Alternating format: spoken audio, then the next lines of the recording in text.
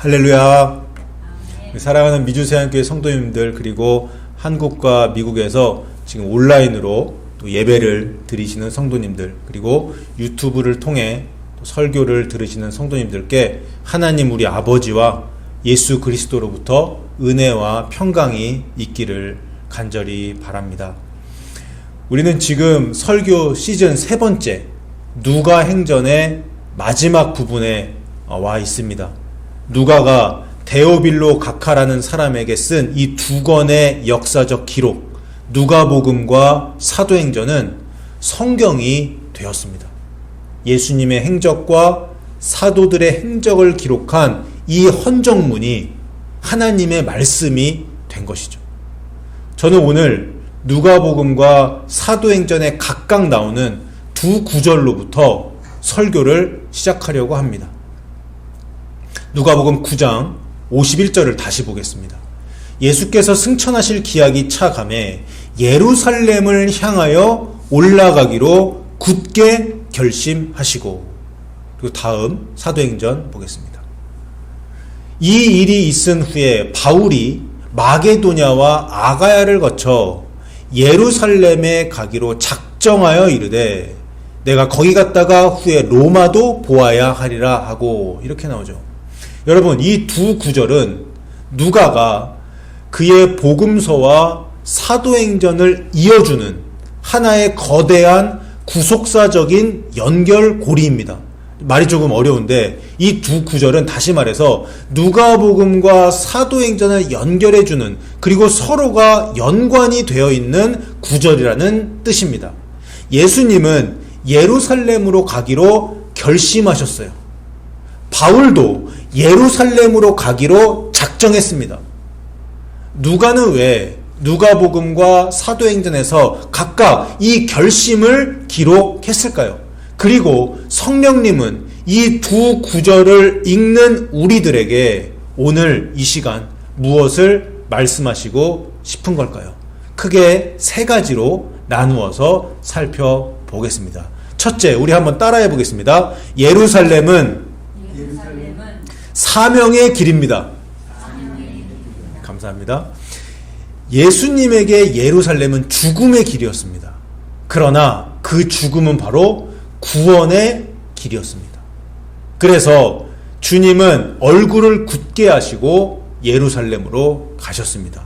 누가복음 9장 51절에 예수님은 예루살렘을 향하여 올라가기로 굳게 결심하였다, 이렇게 표현이 되어 있는데, 이 말씀을 헬라어 원어로 직역을 하면 예수님이 얼굴을 굳게 굳어지게 하셨다, 이거예요. 그리고 얼굴을 고정시켰다, 이런 뜻입니다. 비유적으로는 마음이 변치 않도록 확고히 했다, 그걸 가리키고 있는데, 예수님께서 자기에게 남겨진 그 길을 위해, 그 길이 비록 고통으로 다가온다고 할지라도 좌우를 향해 고개를 돌리지 않으신 겁니다.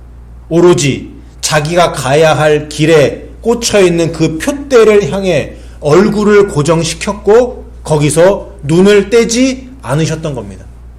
그 사명을 감당하시려는 예수님의 굳은 의지를 누가는 독자들에게, 그리고 우리들에게 보여주고 있는 겁니다. 여러분, 바울은 어떻습니까? 바울도 마찬가지였습니다. 바울에게도 예루살렘은 사명의 길이었습니다.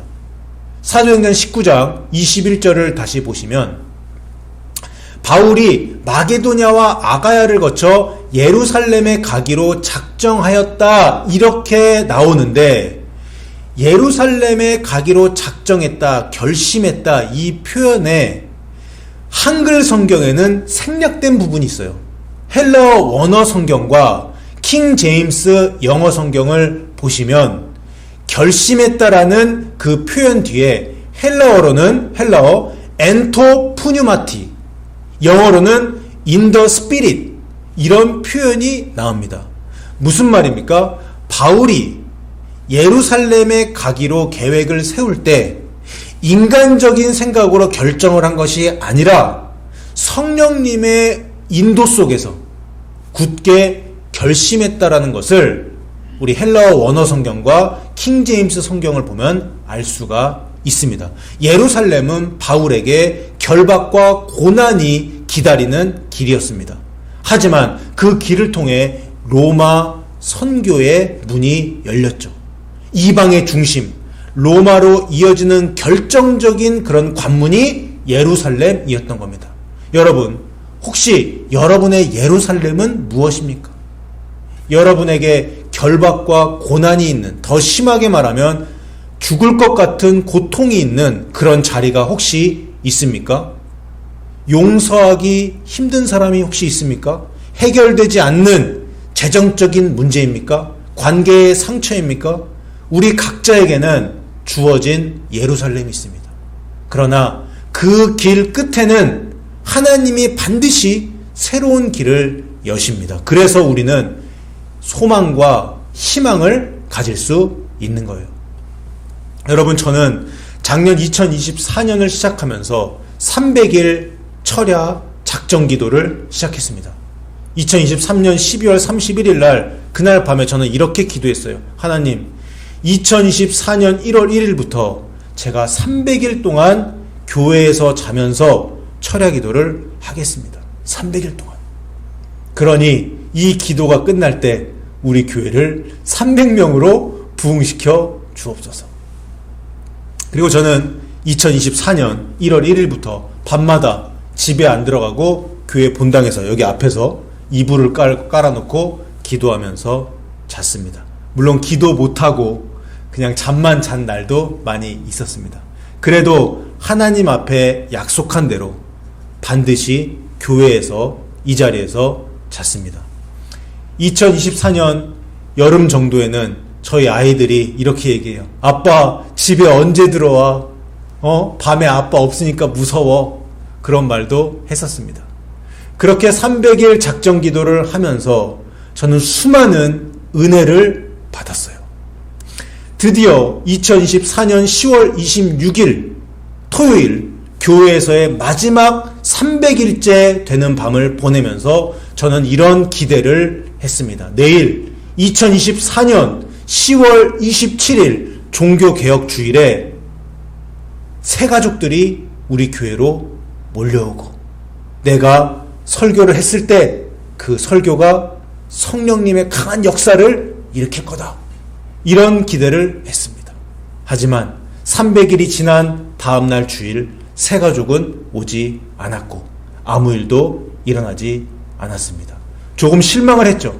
하지만 저는 태어나서 처음으로 300일 작정 기도라는 것을 해보며 하나님께 감사를 드렸습니다. 이렇게 300일 동안 주신 은혜가 너무나도 컸고 또 함께 고생한 우리 가족들 또 저를 위해서 기도해 주신 성도님들께 너무 고마웠습니다.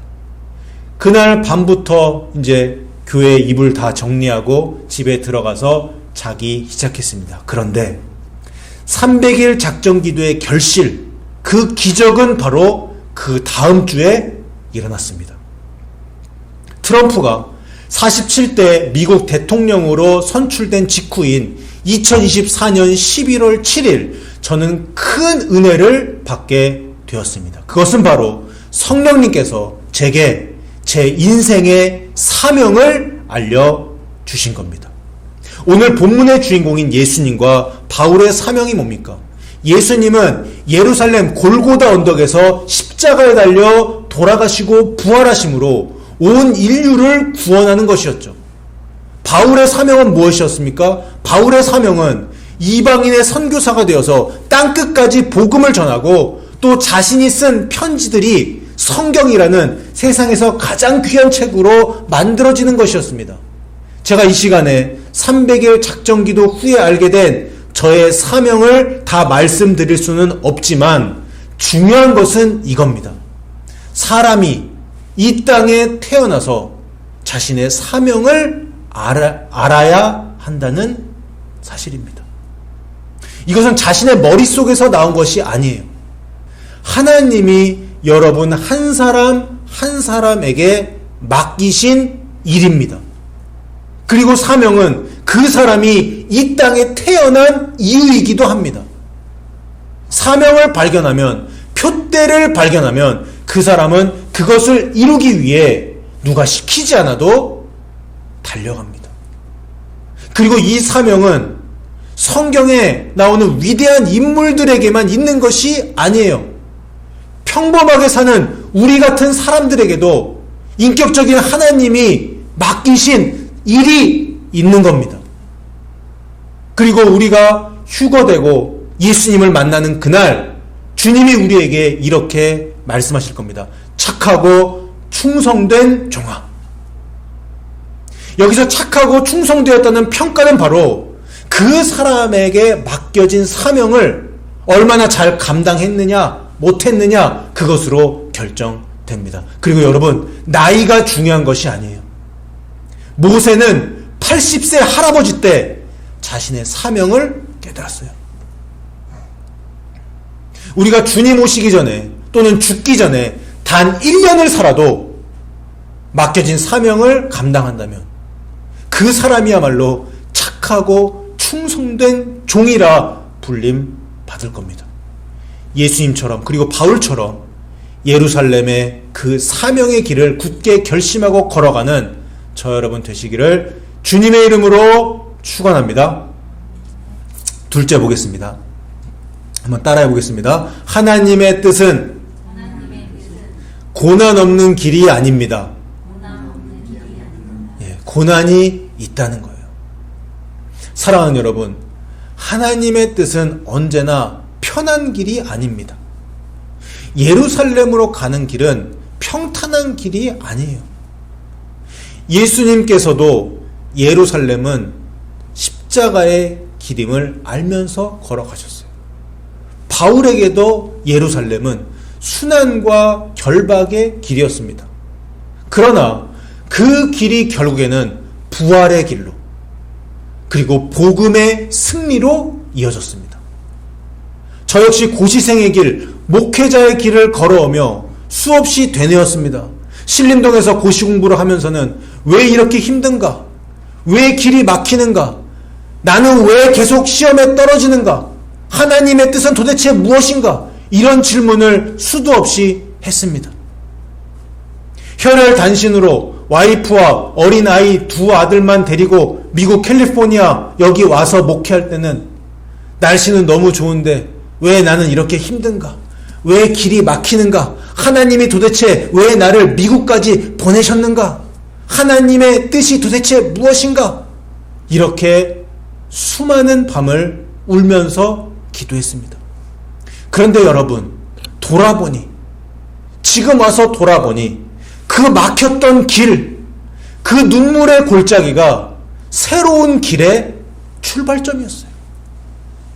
바울처럼 예루살렘에서 잡힌 것이 끝이 아니라 로마를 향한 복음의 길이 열린 것처럼 말입니다. 저에게는 이 말씀 한 구절이 저의 고백이 되면서 너무나도 큰 위로가 되었습니다. 시편 119편 71절입니다. 고난당한 것이 내게 유익이라. 이로 말미암아 내가 주의 율례들을 배우게 되었나이다. 아멘. 여러분 혹시 예루살렘으로 가는 길 위에 있으십니까? 우리가 예루살렘으로 가는 길은 때로 너무 어둡고 막막해서 앞이 하나도 안 보일 때가 있습니다. 그때 대부분의 사람들은 불안감을 느껴요. 왜요? 앞이 안 보이니까요. 그러나 여러분, 하나님은 이미 그 길 끝을 다 보고 계십니다. 다 알고 계세요. 그래서 우리가 위로를 받을 수 있는 것이고, 미래가 막막하고 힘들 때 기도하면서 소망을 품고 주님을 의지할 수 있는 거예요. 우리는 지금 당장은 이해 못해도 주님은 우리의 예루살렘의 길을 통해 새로운 역사를 쓰고 계십니다. 이 사실을 잊지 마시기 바랍니다. 또한 바울은 예루살렘으로 가려고 할 때 바울 주위의 동역자들은 울면서 바울을 말렸습니다. 바울 선생님, 성령님께서 거기 예루살렘으로 가면 반드시 결박이 있을 것이라고, 고난이 있을 것이라고 하는데 제발 가지 마세요. 선생님 제발 가지 마세요. 이렇게 말렸어요. 울면서. 하지만 바울은 사도행전 21장 13절에서 다음과 같이 말했습니다. 여기 바울이 울었다는 기록은 나와 있지 않죠. 하지만 저는 바울도 이 말을 하면서 동역자들과 함께 울었을 것이라고 생각합니다. 여러분이 어찌하여 울어 내 마음을 상하게 하느냐? 나는 주 예수의 이름을 위하여 결박당할 뿐 아니라 예루살렘에서 죽을 것도 각오하였노라. 여러분, 하나님의 뜻을 따라간다고 해서 늘 씩씩하고 담대한 것만은 아닙니다. 눈물이 있어도 괜찮습니다. 하나님은 그 눈물마저 기억하시고 반드시 영광으로 바꾸십니다. 예루살렘의 길에서 흘리는 우리의 눈물은 결코 헛되지 않습니다. 우리 마지막으로 따라해 보겠습니다. 세 번째, 하나님은 예루살렘을 지나 로마로 인도하십니다. 네, 감사합니다. 여러분, 혹시 지금 여러분의 삶이 예루살렘처럼 고난과 결박의 길 같으십니까? 기억하십시오. 하나님은 그 길 끝에 더 큰 로마, 더 큰 사명을 준비해 두셨습니다. 연세 드신 분들 늦지 않았어요. 단 하루를 살아도 하나님의 뜻대로 거룩하게 살면서 하나님의 마음을 기쁘시게 해드린다면 에녹처럼 들림받게 될 것입니다. 그분에게는 더 큰 로마, 더 큰 사명이 주어질 것입니다. 시험에 낙방하여서 인생의 낙오자가 된 저에게 목회자의 사명을 부여하시고, 고난 속에서 방황하던 저에게 미주세한 교회라는 이 목회지를 허락하신, 이 사명을 맡기신 하나님께서 여러분 한 사람 한 사람에게 저보다 더 위대한 사명을 맡기실 줄로 저는 확실히 믿습니다. 예루살렘은 끝이 아니라 하나님의 새로운 시작임을 믿으시는 저와 여러분 되시기를 주님의 이름으로 축원합니다. 사랑하는 여러분, 저는 여러분께 이런 질문을 드리고 싶어요. 여러분의 예루살렘은 어디입니까? 혹시 지금 여러분의 삶에도 가고 싶지 않은 예루살렘의 길이 있습니까? 저는 있어요.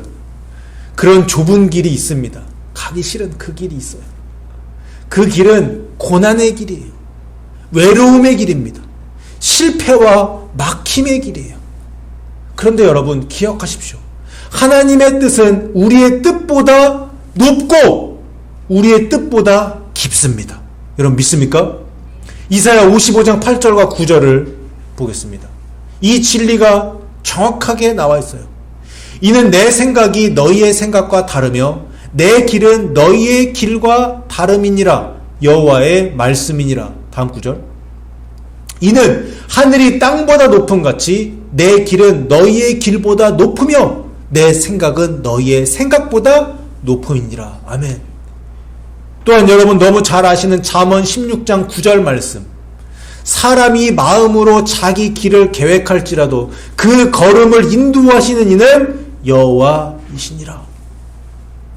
제가 휴거 말씀으로도 가끔 인용해드렸던 로마서 11장 33절입니다. 깊도다 하나님의 지혜와 지식의 풍성하며 그의 판단은 헤아리지 못할 것이며 그의 길은 찾지 못할 것이로다. 여러분, 하나님의 뜻과 우리의 뜻은 다르다고 성경은 말합니다. 인간적인 눈으로 볼 때 나의 뜻이 그리고 사람의 뜻이 더 옳아 보일 수 있습니다. 하지만 결국에는 하나님의 뜻에 순종하는 그 길이 우리의 영혼에 유익이 되는 길이에요. 그리고 하나님의 뜻이 우리의 뜻보다 더 높고 더 깊습니다. 그렇다면 하나님의 뜻을 어떻게 알 수 있을까요? 하나님의 뜻을 알 수 있는 유일한 방법은 바로 말씀과 기도입니다.